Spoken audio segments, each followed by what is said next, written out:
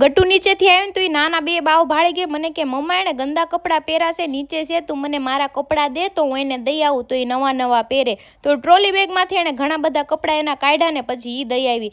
દઈને પછી પાછી જો આવીને નવરાઈ દીધી હતી, કેમ કે ધૂળવાળી થઈ હતી, ધૂળમાં રમતી હતી. તો બેન રમવા માંડ્યા મસ્ત મજાના. મને કે મમ્મા તું હોતે હાલ રમા, તો પછી મારે એની હારે રમવું તો પડે જ તેને.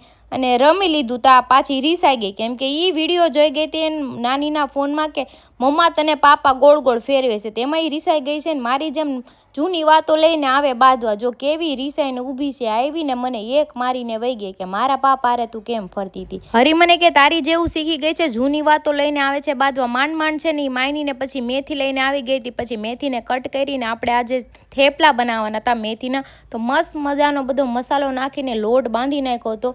એકદમ સોફ્ટ લોટ બાંધીને આપણે મૂકી દીધો હતો. ત્યાં હરીના ફ્રેન્ડ આવી ગયા હતા બેસવા, બે કપલમાં અને એની બેબી. તો એની હારે મારે થોડીક વાર રમવું પડ્યું, કેમ કે છોકરા હોય ને એની યાર છોકરાને જેમ રમવું પડે. અને એમ જો કેવી મસ્ત ગટ્ટુ રમતી હતી એની છોકરી હારે. પછી વહી ગઈ હતી કે મમ્મા મારે એની હારે જાવું જ. મેં કીધું તું ટાટા બાય બાય કરી દે, પછી આપણે એના ઘરે જાઉં. અને અમારે જમવાનું બાકી હતું ને બહુ લેટ થઈ ગયું, તો 11 વાગી ગયા હતા. જો પાછા થેપલા બનાવ્યા ગરમા ગરમ ને સૂકી ભાજી થેપલા, અને બેસી ગયા હતા જમવાને. જમીને તમને ખબર જ છે અમારે બહાર જવાનું જ હોય, મારે ને હરીને આટો મારવા.